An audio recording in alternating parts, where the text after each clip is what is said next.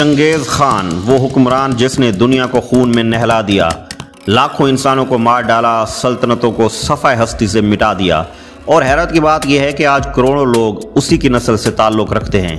یہ ہے تاریخ کا وہ راز جس نے سب کو چونکا دیا۔ ونڈرز نیور سین کے معزز سامعین کرام، السلام علیکم۔ پیارے دوستو، دنیا کی تاریخ میں چند ہی ایسے فاتح گزرے ہیں جنہوں نے اپنے وقت کی سلطنتوں کو نہ صرف ہلا کر رکھ دیا بلکہ آنے والی نسلوں پر بھی گہرے اثرات ڈالے۔ انہی میں سے ایک نام چنگیز خان کا ہے۔ وہ منگول سلطنت کا بانی اور ایک ایسا حکمران تھا جس نے اپنی تلوار کے زور پر ایشیا اور یورپ کے بڑے حصے کو فتح کیا۔ اس کی فتوحات اتنی وسیع اور تیز رفتار تھیں کہ صرف چند دہائیوں میں منگول سلطنت دنیا کی سب سے بڑی سپر پاور بن گئی۔ مگر ان فتوحات کے ساتھ ساتھ بے شمار مظالم، خون ریزی اور بربادی کی داستانیں بھی جڑی ہیں جو اسے تاریخ کا سب سے ظالم فاتح بھی بنا دیتی ہیں۔ چنگیز خان کا اصل نام تیموجن تھا۔ وہ 1162 کے لگ بھگ منگولیا کے پہاڑی علاقے میں پیدا ہوا۔ اس کا بچپن غربت اور مشکلات میں گزرا۔ اس کے والد کو زہر دے کر قتل کر دیا گیا اور قبیلے نے ان کے خاندان کو بے یار و مددگار چھوڑ دیا۔ تیموجن نے اپنے مشکل حالات میں صبر اور عزم سے کام لیا اور آہستہ آہستہ دوسرے قبائل کو اپنے ساتھ ملا کر ایک طاقتور اتحاد تشکیل دیا۔ اس نے منگول قبائل کو ایک جھنڈے تلے جمع کیا اور 1206 میں اسے چنگیز خان یعنی یونیورسل حکمران کا لقب دیا گیا۔ چنگیز خان نے جنگی حکمت عملی کے میدان میں انقلابی تبدیلیاں کیں۔ اس کی فوج بنیادی طور پر گھوڑ سواروں پر مشتمل تھی جو تیر اندازی میں ماہر تھے۔ وہ گھوڑوں پر سوار ہو کر بجلی کی رفتار سے دشمن پر حملہ آور ہوتے اور پھر فوراً پیچھے ہٹ جاتے۔ یہ ہٹ اینڈ رن حکمت عملی اس وقت کی بڑی سلطنتوں کے لیے بالکل نئی تھی۔ چنگیز خان نے فوج کو سخت نظم و ضبط کا پابند بنایا۔ اس کی سلطنت میں ہر 10 سپاہیوں پر ایک افسر مقرر ہوتا، 100 سپاہیوں پر دوسرا اور اسی طرح 1000 اور 10,000 پر الگ کمانڈر۔ یہ نظام فوج کو منظم اور جنگ میں کارآمد بناتا۔ چنگیز خان کی پہلی بڑی مہم شمالی چین کی جن سلطنت کے خلاف تھی۔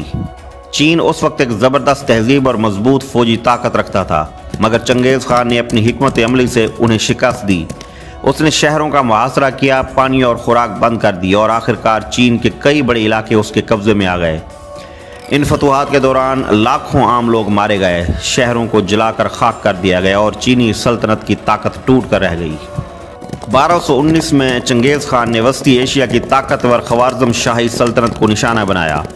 اس کی اصل وجہ ایک تجارتی قافلے کے قتل کی خبر تھی، مگر اصل میں یہ فتوحات کی ہوس تھی۔ چنگیز خان نے بخارا، سمرقند اور ارگن جیسے عظیم شہروں پر قبضہ کیا۔ بخارا پر قبضے کے بعد اس نے مسجد میں داخل ہو کر کہا، میں اللہ کی قضا ہوں، اگر تم نے بڑے گناہ نہ کیے ہوتے تو اللہ تم پر مجھے مسلط نہ کرتا۔ یہ الفاظ اس کی بے خوفی اور اپنے مشن پر یقین کی عکاسی کرتے تھے۔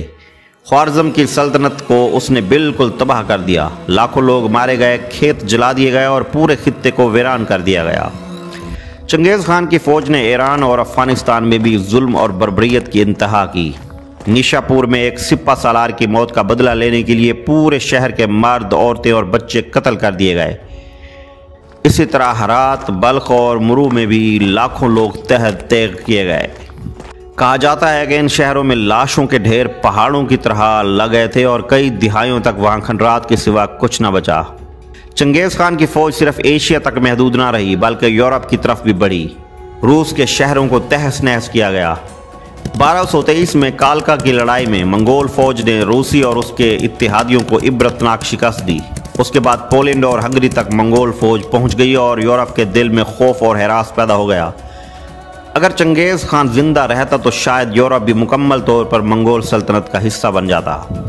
چنگیز خان کی فتوحات کا سب سے تاریک پہلو اس کے مظالم تھے۔ مورخین کے مطابق اس کے حملوں میں 40 ملین کے قریب لوگ مارے گئے، کئی شہر مکمل طور پر صفحہ ہستی سے مٹا دیے گئے۔ اس کے سپاہی قتل عام کے بعد عورتوں اور بچوں کو غلام بنا لیتے اور کھیتوں کو جلا کر بربادی پھیلا دیتے۔ بعض شہروں میں تو اس نے ہر ایک شہری کو قتل کرنے کا حکم دیا تاکہ دوبارہ کوئی بغاوت نہ اٹھ سکے۔ اگرچہ چنگیز خان ایک بے رحم فاتح تھا مگر اس نے انتظامی سطح پر کئی اصلاحات بھی کی۔ چنگیز خان نے یاسا نامی قانون بنایا جو فوج اور ریاست دونوں پر لاگو ہوتا تھا۔ اس قانون میں قتل، چوری اور بے وفائی پر سخت سزائیں تھیں۔ اسی قانون نے اس کے فوجی نظام کو بے حد منظم بنا دیا۔ یہ کم لوگ جانتے ہیں کہ چنگیز خان نے عورتوں کو بھی اعلیٰ مقام دیا۔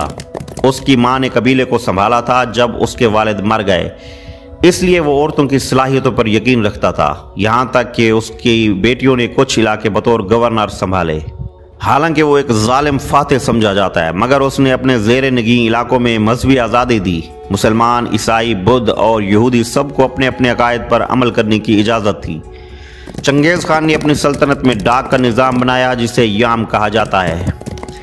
اس کے ذریعے تیز رفتار گھوڑ سوار پیغام رسانی کرتے۔ اسی طرح اس نے تجارتی راستوں کی حفاظت کی تاکہ تاجر بغیر خوف کے سفر کر سکیں۔ منگولوں کی اپنی کوئی تحریری زبان نہیں تھی۔ چنگیز خان نے حکم دیا کہ سلطنت کے لیے ایک تحریری رسم الخط بنایا جائے۔ یوں منگول سلطنت میں پہلی بار تحریری زبان استعمال ہوئی۔ ایک سائنسی تحقیق کے مطابق آج وسطی ایشیا اور قریبی علاقوں کے تقریباً 1.6 کروڑ مردوں کے ڈی این اے چنگیز خان کی نسل سے ملتے ہیں۔ یہ ظاہر کرتا ہے کہ اس کے تعلقات بہت زیادہ اور وسیع تھے۔ اکثر لوگ اسے صرف جنگجو سمجھتے ہیں، مگر حقیقت یہ ہے کہ وہ قبیلوں کو متحد کرنے کا ہنر بھی جانتا تھا۔ اس نے دشمنوں کو شکست دینے کے بعد بھی اکثر کو اپنی فوج میں شامل کر لیا۔ یہی وجہ ہے کہ اس کی فوج دن بدن بڑھتی گئی۔ چنگیز خان 1227 میں فوت ہوا، مگر اس کی قبر آج تک کسی کو نہیں ملی۔ روایت ہے کہ اس کے جنازے کے قافلے نے راستے میں ملنے والے ہر شخص کو قتل کر دیا تاکہ کسی کو جگہ کا پتہ نہ چل سکے۔ پھر قبر کھودنے والوں کو بھی قتل کر دیا گیا۔